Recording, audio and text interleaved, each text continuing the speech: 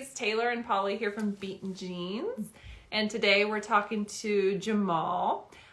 Jamal found us through a Save Our Stomachs YouTube video. He made a comment and we reached out to him and we started talking, and he's just a very cool guy. We cannot wait to hear more about him. So we're going to go ahead and invite him in.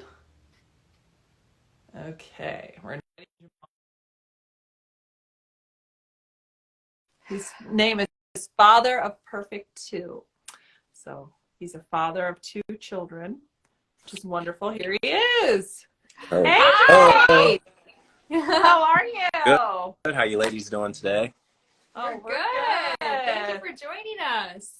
Of course. Where are you coming from? I'm in Lancaster, Pennsylvania. Okay, awesome. And how's the weather up there today? Today is beautiful. We actually, it hasn't been for quite some time. I feel like I just got back from Houston. I was down at MD Anderson. I think I brought the 70s back with us. Oh, the 70s? Wow, Nice. I'm shocked.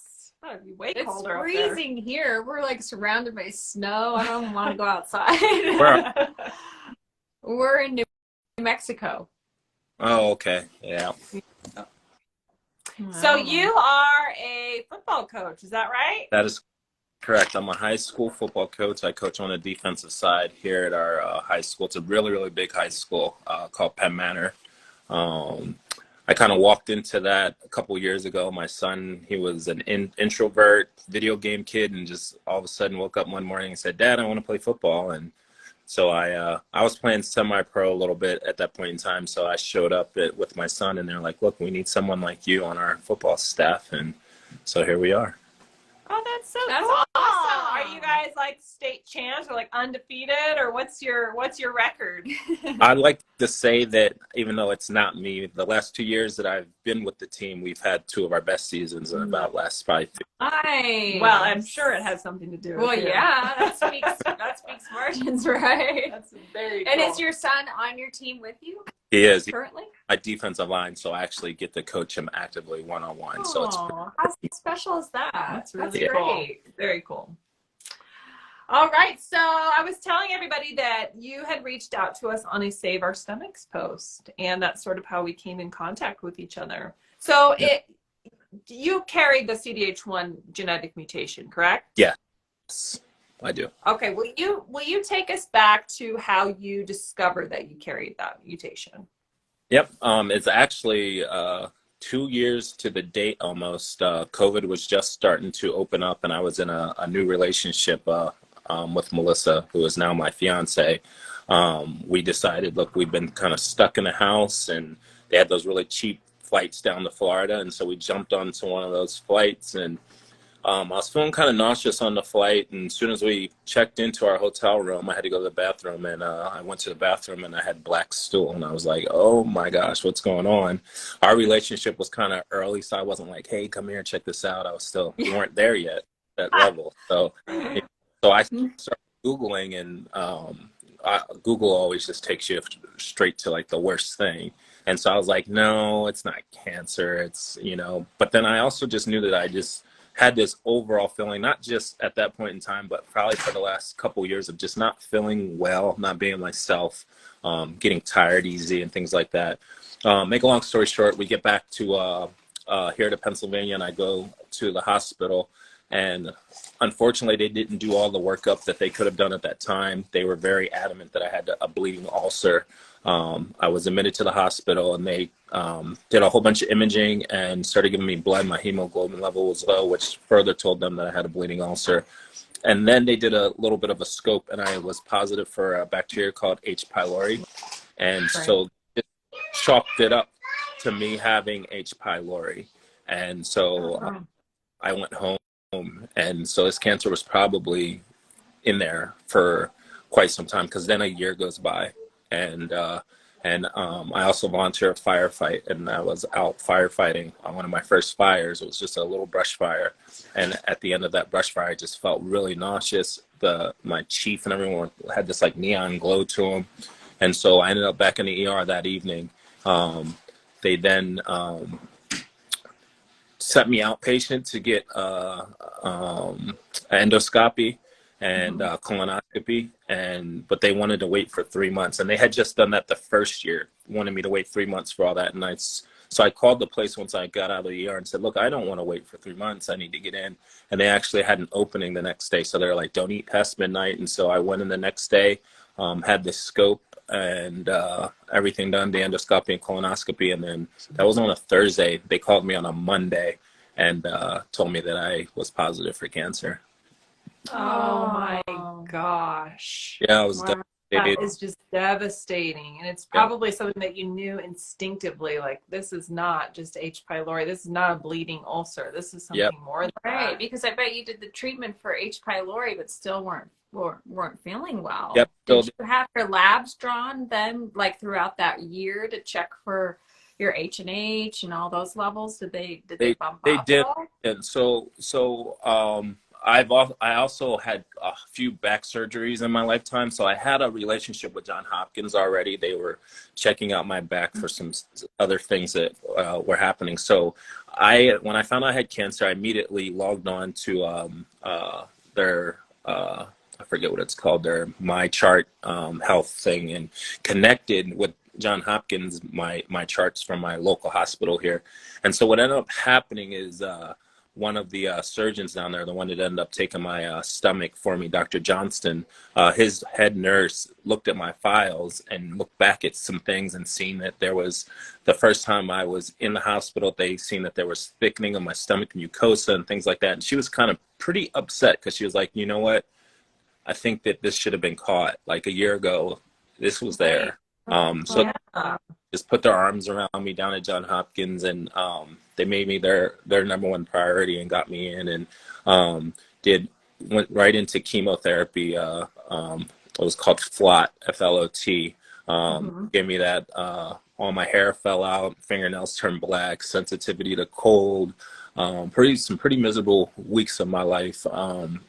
And it sucks because I didn't even get a chance to get a grasp on the fact that I even had cancer. And then all of a sudden you have all these poisons and stuff just going through just the body. thrown at you. Your whole life changes like that. Yeah. Wow. All while having kids and having a job. Like, oh my gosh. Yeah. And then all of a sudden they said, you know what, we want to do a mouth swab because we just want to check your DNA just because. And then it comes back that I have the CDH1 mutation. So then they didn't even tell me right away the fact that could be passed on to my children.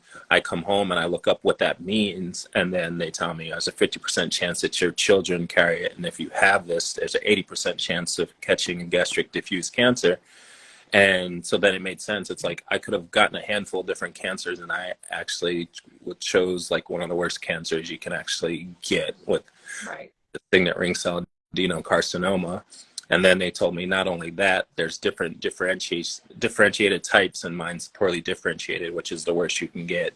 And they were like, I'm not gonna lie, when I got my pathology results back, they had told me that when the girl did my endoscopy, she had smushed my specimen, so I had to go in for another scope, so that they can get a true diagnosis. Okay. And I got on. I took the paperwork and I called down to the scientists that found it, and they were like, we never had anyone ever call to talk to one of them, so we can't put them on the phone. And I just talked to them for a little bit longer, and they ended up putting this guy on the phone. And I was like, look, I need to know what I'm looking at. And he was the one that actually told me, he's like, you can look for your stomach's going to have to get removed, if not part of it, all of it.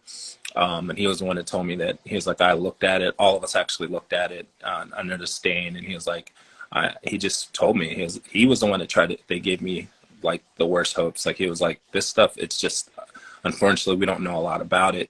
And then yours is poorly differentiated. So it's going to grow however it wants to grow. We don't have a lot of ways to knock that out when it's that way. So he was like, more than likely, if it spreads outside of your stomach, it's going to be tragic.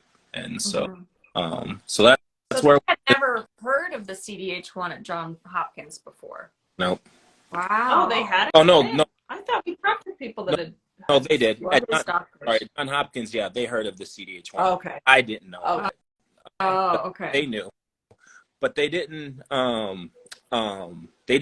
add anything extra to it for me. They said, we're going to get you into our genealogy department, and sooner or later you'll have to get your kids tested. Mhm. And I'm just in this circle right now, just dealing with myself. Right. My kids don't know the full scope of everything, and maybe at this point they might, because of this conversation. My son is active on Instagram, so How old are your kids? my son, my namesake, Jamal Jr., we call him JJ. He just turned 16 on January 2nd. And then Jasmine is 11. She just turned 11 in November. Well, they're too young. They're too young to be tested. Yeah, and that's just wait Yeah. until they're ready.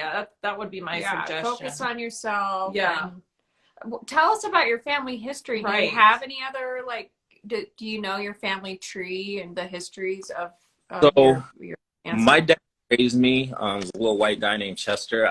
I didn't know my real dad, so I had to do some digging and with yeah. a can of worms. And I did find my real dad. He's actually incarcerated in Florida, but I was able to contact him, and I was able to give him some information about the CDH1, and he said that he lost his mother to an ovarian cancer or some type of something in her stomach. That's as far as he knows. And he lost his brother to cancer as well.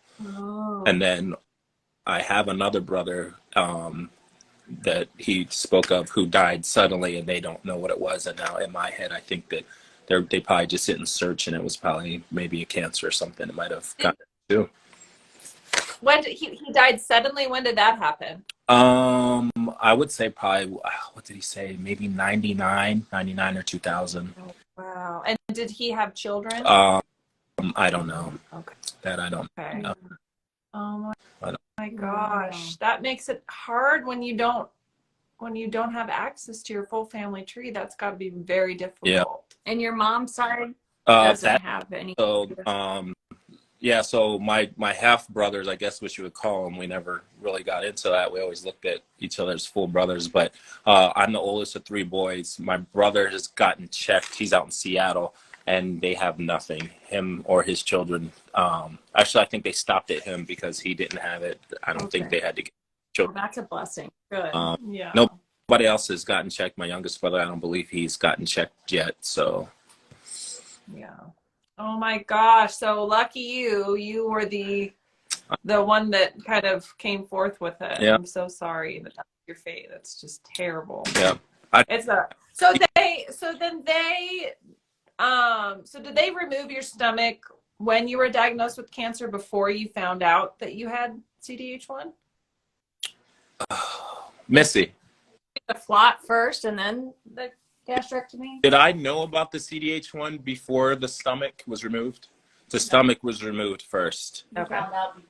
So they tested my stomach. It was them when they sent the stomach away. Okay. The pathology report came back with the gene mutation. And can you tell us what your pathology report was? The pathology report on the stomach, it came back that the cancer went all the way through the stomach wall and has planted itself down in my perineal. So now I'm stage 4, terminal. Oh my gosh. Now what is going on right now with your treatments, and who are you talking to? Man, I've been pretty proactive. One thing that I don't like to say when I beat this, I really want to try to open up some type of nonprofit that just helps people on handling what to do when cancer hits you. Because it right away turns you into a whole different person. I'm speaking on myself. I don't know how, I think everyone's walk is differently, but to have someone there to walk that walk with you, I think would be it. And not that there's other organizations aren't out there, but you still have to search. Like, I feel like there should be some type of database where people connect to you and help you. Because I mean, I can imagine a lot of people would just crawl into a ball and just give up. And I think my mentality is opposite of that. So I advocate for myself, and I never realized I was thinking about it, I think less than 48 hours ago, that if I was not advocating for myself, I wouldn't even be close to where I'm at with what's going on with myself. But through self-advocating and through having crowdsourcing and having my GoFundMe, I've gone from not just getting my stomach removed at Johns Hopkins, but I've been seen by MSK's oncologists. I've been to Fred Hutchinson's oncologist in Seattle. I've been in contact with NIH, and I just got back from MD Anderson in Houston. Every single one of them primarily telling me the same thing, like, this is what you're dealing with, stage 4. This will recede and things will progress really fast once the cancer decides to recede somewhere. Thankfully, so far, every single one of my checkups so far, everything has been negative. They don't see anything anywhere, no growths anywhere, or anything like that. Oh, that's great. That's amazing. Yeah. But when we were just down at MD Anderson, after my checkup and everything, we're sitting in a hotel room, and I got a call the next morning, and I thought, that's not good to be getting a call this fast. I thought they were going to give me a report back on my scans, but it was a gal that said, "Hey, this oncologist hires me just to be in this position to help people like you. When you're told that we don't have anything, we can't figure everything out." She said, "My job is to just look around, look through the cracks, and see if there's anything else." And she said that she just remembered overhearing a scientist or oncologist there talk about some T-cell treatments that he just got FDA approved. And so this guy, he's the one that has the T-cell treatments that just got FDA approved. And he has another trial that's open, but it's full. And so she presented my case to him, and he said I would gladly put him in the trial.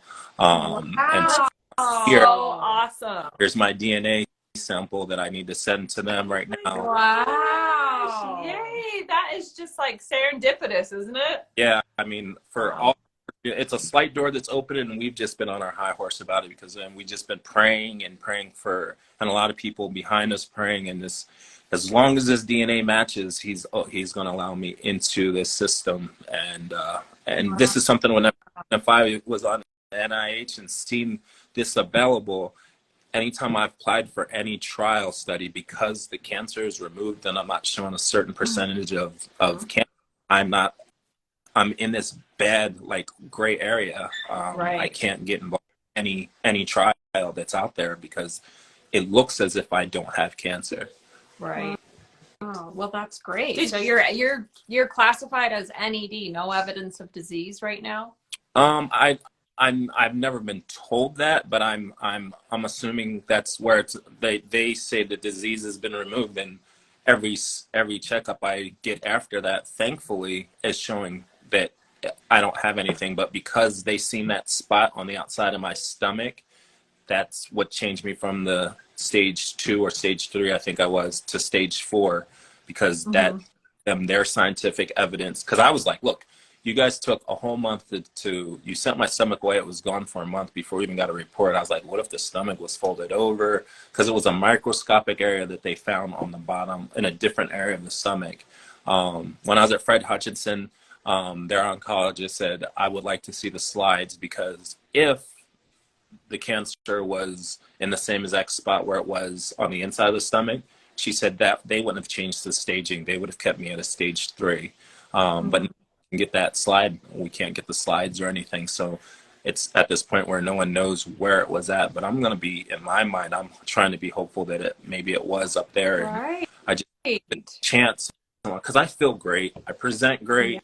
I mean, to have to go through stomach removal and then chemo on top of that I just can't even imagine that life adjustment and then to hear that you're doing so well. Wow. I know.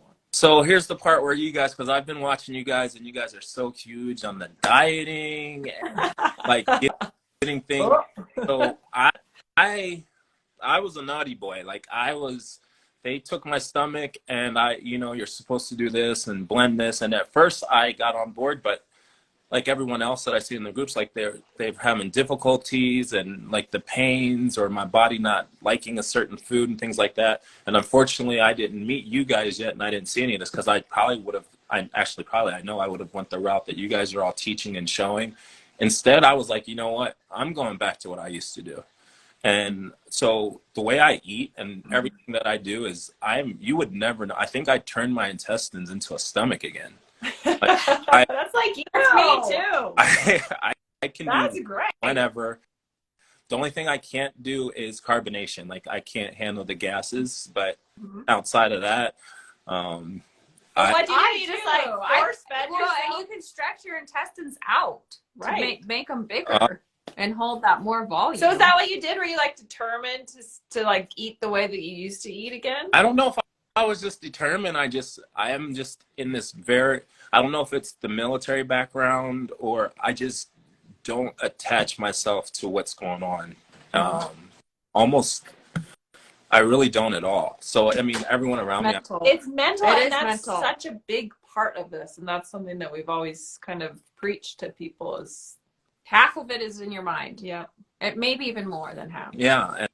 And I'm not there. Like I have my brief moments where like, and honestly, those moments are really about other people. It's about my kids. It's about Missy. It's about like, I watch the kids follow suit with me. So my kids they're very, every now and then Jasmine will say, Dad, is the cancer still in there? And I'll say, yes, Jazz. And how are you feeling? And, you know, give her some reassurance and stuff like that.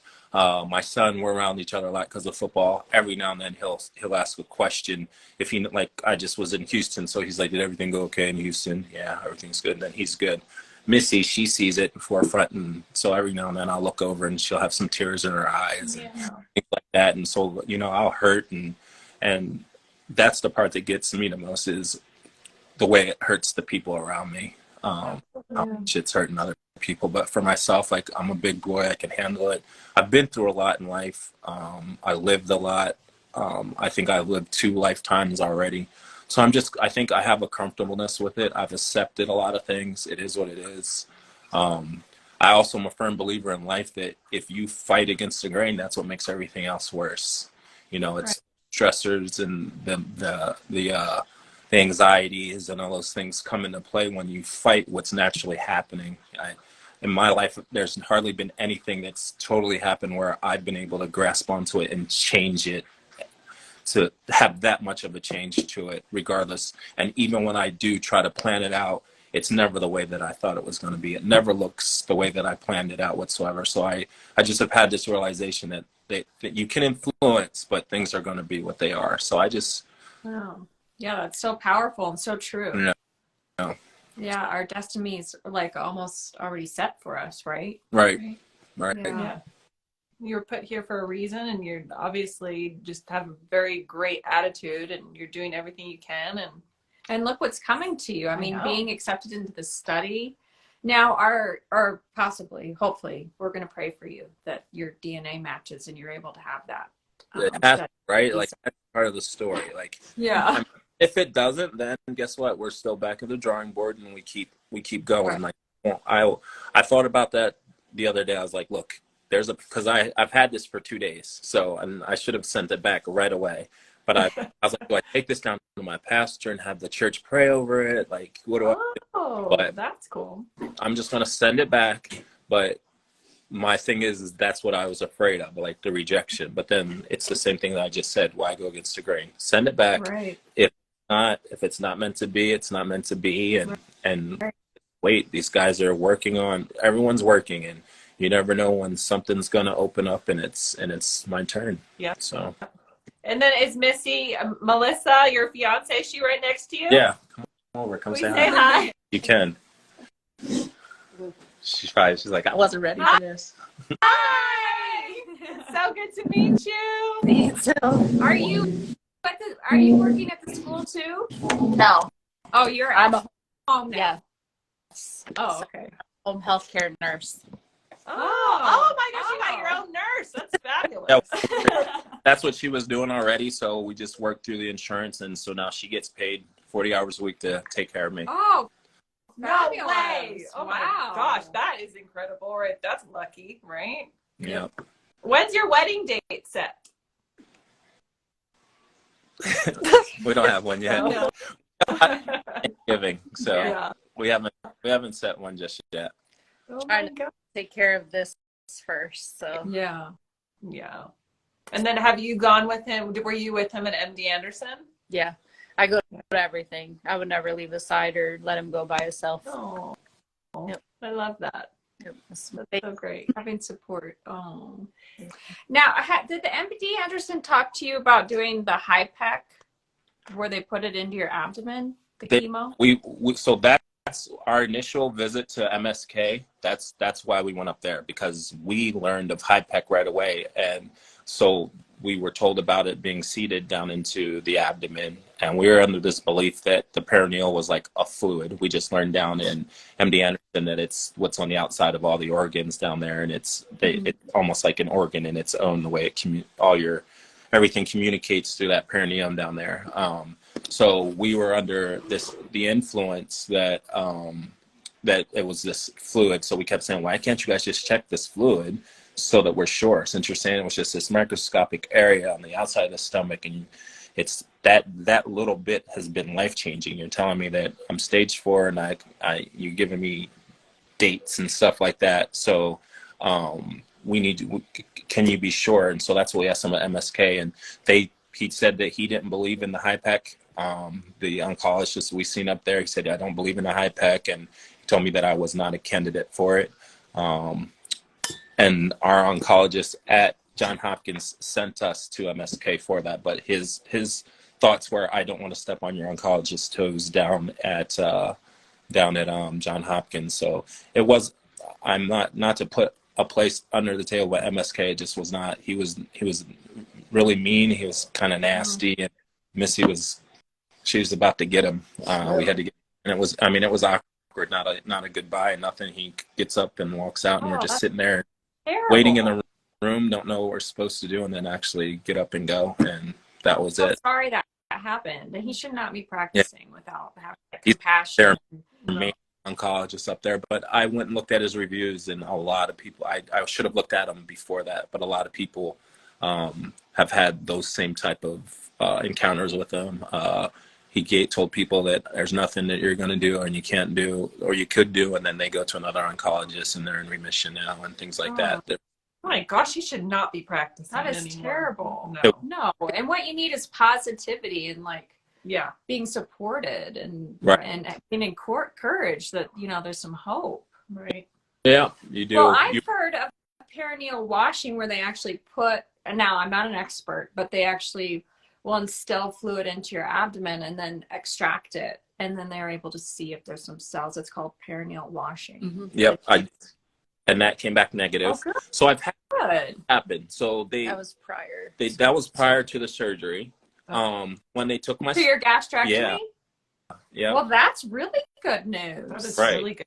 Right. And so that's the thing. There were all these different things that needed to happen before the surgery. There are some things that happened after the surgery that we find very peculiar in my situation. So when they took my stomach, they still did a mapping, is what they called it. And so they took 38 lymph nodes. They said they usually take 20 to 25. They took 38 of my lymph nodes around my stomach and the area that's infected. Every single one of those lymph nodes came back negative. Wow. And Great. they're like, with a tumor your size, we've never ever seen that. And so it's just a lot of these things are coming back. We have a blood group involved with us right now called Natera. What they do, they're new, they're groundbreaking, but what they do is they send me a kit, and then a nurse shows up within 2 days, and they draw my blood. And what they do is they take the blood and they check it, and somewhere they're able to see tumor markings in this blood. Mm-hmm. Either if you've had cancer in the past, if you currently have cancer, or if your cancer is starting to grow, they are able to get a marking and see this in the blood. And they say that that's faster than waiting for CT scans and things like that. So Dr. Bever down at Johns Hopkins ordered this. My always come back 0. Everything is 0. I think. What? And have they done this on people with the hereditary diffuse gastric cancer before? Has it proven to show a positive marking? I don't know that exact question, but I will ask. But while we were just down in Houston, the oncologist said, "Hey, have you ever heard of Natera? We have this new thing." She said, "I just got back from a convention," and she said, and so as soon as she said, I interrupted her. I said, "Yeah, I've been doing that now. I've had 3 different tests." And she said, "So what is that showing up as?" And I told her 0. And she was like, "Wow." She was like, "Because I just came back and all these oncologists were there." And she's like, "We know it's brand new, but she's like, I wanted to get you on it because the results we're seeing from that are close to 100%. Right. So that maybe like the God has spoken, and maybe you weren't stage 4. Right. So like we're on this like weird edge. Like science is showing us that even science is showing us that nothing's there. I feel better than I've probably felt my whole life. Like I feel great. Oh my gosh, that is so cool. That's the best news ever. That's Right. right. Well, and being, like you said, being your own advocate and not Right. taking, the answers you were given and fighting to find more truth and answers is what got you where you are, which is incredible and speaks so loudly to those who are maybe in the same boat. Don't give up. Keep looking, searching for answers. Yep, even if I'm wrong, because there's something about having this feeling and being the way I am. If it is in there and it's wreaking havoc, it's not. I don't see it and I don't feel it. So I just think that the mind, and that's what she actually said, the oncologist down there. She said that's the most powerful tool against cancer. She's like, not chemo, not these studies, none of that stuff. Like that's us forcefully doing it. She's like, your body, what you can do mentally and what your body and your brain will do to fight off disease and fight off other things that is more powerful than anything we can do. If anything is going to beat out cancer in your body the way it's supposed to, it's your body itself. And so she was like, that Love her. I do too. that mental part is just huge. Yeah. We all need that, not even just for cancer, but just for everything. The power of the mind is just incredible. Yeah. Wow. That is such good news. It is great It's news. really good. Wow. So that's where we are. I And mean, you said that you tried to reach out to Jeremy Davis. I know he does a lot of studies there too and trials. right. Yeah. But he said because you have no evidence right now that he's not able to help you. That's pretty much anyone that I've talked to. It's not because they don't want to help. It's because I'm not showing what do we attack? What do we go after? And that's my question. Even This is a blessing. That's a good problem Oh to my have. gosh. Right, Yes. right, because everybody is fighting off of the fact that they found this microscopic spot on the bottom of my stomach. If it wasn't for them finding that spot, they would have said we pulled the disease and we don't see anything anywhere else. And so it's such a just crazy level. It's one way or the other. And then to not be able to get that slide to confirm their findings has got to be so frustrating. Why for wouldn't you. they give you the slides? Yeah, I don't know all of it. It's like you're going to go picket them in front of their Or hospital. sneak in the middle of the night. Right. Break into the ninja record. that thing out of there. Isn't that your property? I mean, isn't that your Yeah, it's medical? your You body. should have the Right. right to that. It makes no sense unless they lost it or something. But That's what I think. Like I think something's lost in the translation. It's a school and signet ring cell and the type that I have. I'm sure they're super interested in it. right. I remember when right after my surgery, when they took me into this, it seemed like this long hallway, and they were taking me to. I had to swallow some type of thick stuff for them to make sure that my connections and everything were the way that they were supposed to be after my surgery. I had a situation. I fell while I was in their care. I had a nurse that was overzealous, and when I left ICU and went to the regular floor, he wanted me to get up and walk, and I kept telling him I couldn't do it. I wasn't there yet, and I kept telling him, and I finally gave in, and I stood up and I passed out and fell over my walker. And so they sent me down to check everything, and they asked me when I was down there if the students could come in. And I thought like one student, maybe two students. I looked over and there was probably 50 people in the room watching. Oh my gosh. That's right when you woke up? Yeah. Yeah. Oh my gosh. Yeah. Like it was very thought out. It was very interesting. Like, hello. Oh yeah, I made jokes. Yeah, I made jokes. Yeah, I didn't know what else to do. Weird. It's true. We are just sort of like this anomaly. Like we're just this weird group of people that has this rare thing, and lucky us, right? Yeah. All the questions. So you aren't having any complications from your gastrectomy. You're feeling fabulous. Did you have a lot of weight loss? Yeah, I lost 60 pounds. So yeah, I'm around 215. I was at around 270. So way skinnier than I used to be for sure.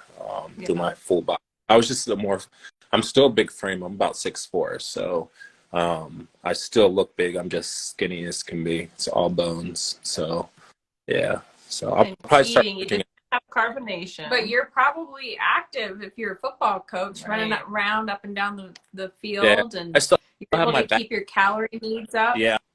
I still have my back issue, so it slows me down a little bit, but so I don't burn off as much, but I'm probably gaining about a pound every 2 weeks right now. So Great. yeah, I think I'm getting closer to like the 220 range. I was 215 for a while. So they wanted to do chemo. They wanted to do chemo, stomach removal, chemo. So I started back up with flat again, and it made me extremely sick. I lost 15 pounds in 2 days. I was so sick. And when I would think the word chemo, it would make me gag. Like my body was telling me I don't need it. Like I don't want it. And so I pulled myself out of that. I was like, I'm sorry, but for the first time I got to go as his word. Like my body's telling me like, this is killing me. It's my fingernails started turning black again, and it just wasn't it. So, that I felt great. So I finally started, that's when my weight just stopped and I finally hit a baseline, and things have been good. As far as eating, I have my days. So the hard part with me is probably just regulating my stool. Like I need to, like, if I eat cheese or something like that and I get backed up, then I have a problem, because when I'm full, I can't eat. Obviously, if I eat something, I can feel that things are trying to come back up and stuff like that. So, and obviously I rely on it for energy. So I can tell, like, let's say I did eat pizza or something like that and I'm backed up, then I'm more sluggish, and it'll take a full day away from me, because I'm not eating enough to get energy to do the things that I need to do for the next day or whatever for right now. So I do pay attention a little bit more to some of those things too, so that I stay regular. As long as I'm regular, I eat whatever. I constantly have like pistachios or like a trail mix or something like that around. I just was at my fire meeting last night, and they're actually going to put trail mixes on all the apparatuses, so that when we're out and about, I have something to get to. Because nice. Yeah. Because I told them probably a healthier snack for everybody anyway. So do you think you become lactose intolerant since your gastrectomy? I know a lot of people struggle with that. Yep. And have you tried taking the lactase, or what is it? The lactate, or like a lactulose to help you digest it better?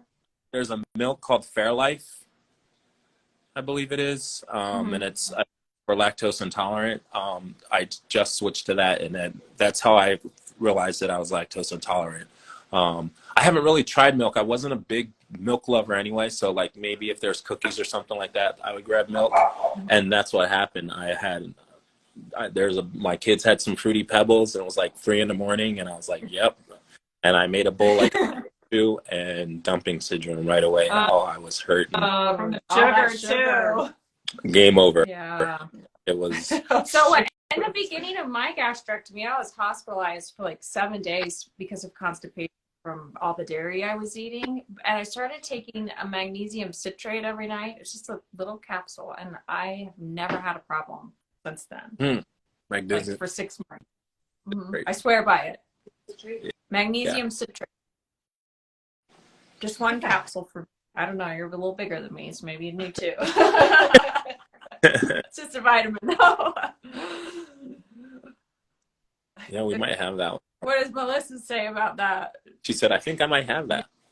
Yeah. I just take it right at night before I go to bed, and it's just a glorious occurrence in the morning.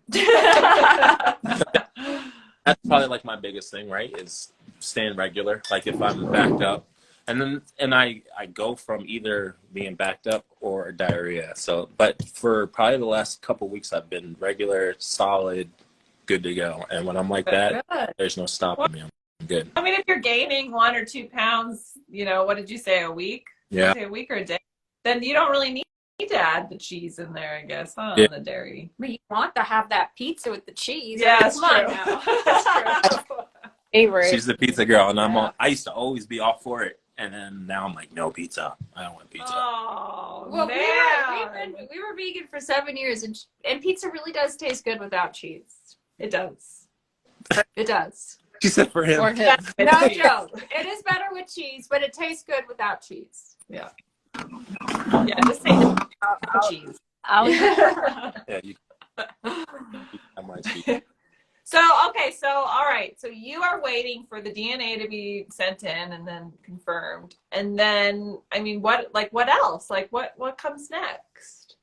Every 3 months. Every 3 months. Yeah. Every 3 months is a scan? Are they doing, what kind of a scan is it? It's really just a CT scan, but when I went to Johns Hopkins for it, they hooked me up to a machine, CT scan with contrast, 15 minutes. Intravenous. That's it. Mm-hmm. I went down here to MD Anderson, and it was totally different. They give you oral that reacts with the IV. So I had to drink and sit for 2 hours, then go in and get the scan.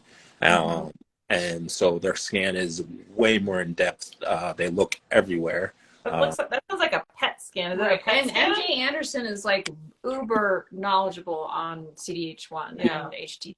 Yeah, they were on top of it. So yeah, what's it called? The adenocarcinoma is very stubborn, so it doesn't show up on PET scans. It is not receptive to radiation. And it does not show up on CT scans either. It doesn't show up until it attaches to an organ. Right. And you got your results from MD Anderson, right? Or no? Yep. And they saw nothing. Nothing. Oh my God. Everything. It's so cool. Oh, what a blessing. That's got to feel so good. It does. So we go through 3 months. 3 months will be good, and then about a week, 2 weeks before the next scan, we kind of get on edge a little bit. Yeah, we get on edge right when it's probably 2 weeks before. Yeah, for sure. And then the waiting game to see what they find. And it's the crazy part is we couldn't wait till the first scan, right? Because you're like, oh my gosh, I need to know I'm good, I need to know I'm good. But then you go get your first scan, but then all that means from now on is you were good for the last 3 months. The day that you get your scan done, the next day this cancer could start working. Right. So like the reality is we should get, the reality is you really don't, it's not telling you anything. It's because you've already lived those 3 months. Right. So when you get your scan, they say, okay, you're good. We don't see anything. So that means you've been good for 3 months, but it doesn't, you know nothing about tomorrow. That's true. So. What about taking like an oral chemo? I know a couple of people who were diagnosed stage 4 and they are NED now, and they take an oral just for suppression. Have they spoken to you about that? No, and I think it's just because we're still stuck in that spot. Well, There's your cancer isn't receptive to most chemotherapies. Even the chemo that he'd taken prior to surgery, the cancer still grew. It was able to go from the 3rd layer of the stomach the whole way through the stomach and grow and attach to another area. So even though the chemo may have held it back a little bit, it still grew through, pushing him to a stage 4. So what she said is that even though you took the chemo, it didn't really stop it. It didn't really react to it like they wanted it to. It may have slowed it down, but it didn't stop it. So I'm going to connect you to somebody, though, that you might want to talk to. Okay. Okay. Yep. Anybody and everybody. So, this can't be cheap, doing all this traveling and doctors and, you know, Not I don't know how your insurance Yeah, MD Anderson is not like NIH, right? You're paying out of pocket, right? Yeah, I have to pay my copay up front. So that's a lot. Yep. So you guys have a GoFundMe, right? We do. Okay. We have a GoFundMe. It's linked in my profile, and I could put something up on my story or something like that, so it's there. We'll put it down below in the description box when we get this posted up. Yeah, everybody. We'll put it on our story too. Perfect. Yeah. Yeah. Everything helps. I like to say that the people that help in that way are like my little fireflies or little angels that help. And to be honest, this kit and having what we have at MD Anderson, it wouldn't be possible. I would still be sitting here at home. I have football players and their parents and people from the firefighting and local churches and things like that. Those people, they'll probably all watch this too, and they've all been our little heroes. They're the ones that are keeping things going, allowing us to be able to go out and seek these treatments. This treatment potentially might save my life. And that's what I keep saying. I want to be the first person to beat signet ring cell so I can start giving all these other people hope. Because when they tell people that they have signet ring cell, as you can hear from my story, all the other sentences that come behind that, nobody ever says you're gonna win. You're gonna beat. And I think it's possible. I think everything's possible. We think it's possible too. And look at that. Look at you already. I know. If anyone can do it, you can do it. Thank you. Absolutely. Thank you. I have no doubt. And I set you up with Thad, right? Yep. Thad is he has a very similar mentality to you. So I don't know if you guys connected, but don't you feel like they would? Yeah, I think you guys would get along really well. Yep. Totally. We shoot messages over Facebook and stuff. So he's good. Cool. Awesome. So cool. Well, we're just so glad that we got to talk to you today and to hear your story. And to meet you, Melissa. I know, it's so cool. And you're just such an inspiration to everybody in this community. And they're going to pray for you. Yeah. Yep. Thank you. Keep praying, guys. That's prayer's everything. I believe that God does not want this happening to his people either. Cancer is, it's a coward.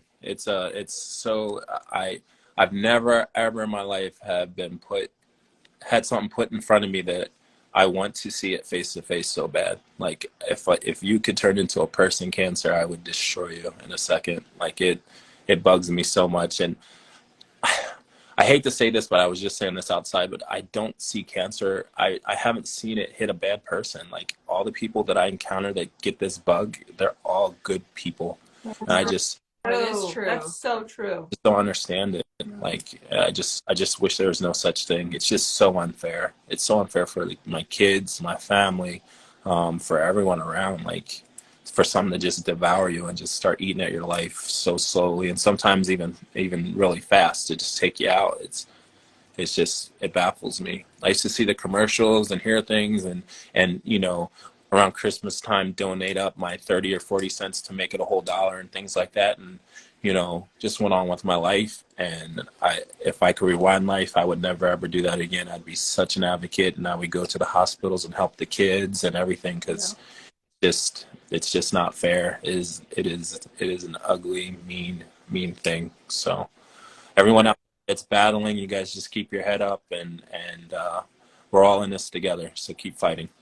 Yeah. Amen to that. Yeah, there's a whole community of people and you are not alone. That's right. There's a lot of support out there. Yeah. I really thank you ladies. You guys keep doing what you're doing. It's amazing what you guys are doing too. So this is where it starts. This is where you help save lives. So well, thank you, Jamal. Thank you, Jamal. It's so good to meet you. Thank you for having me. Yeah.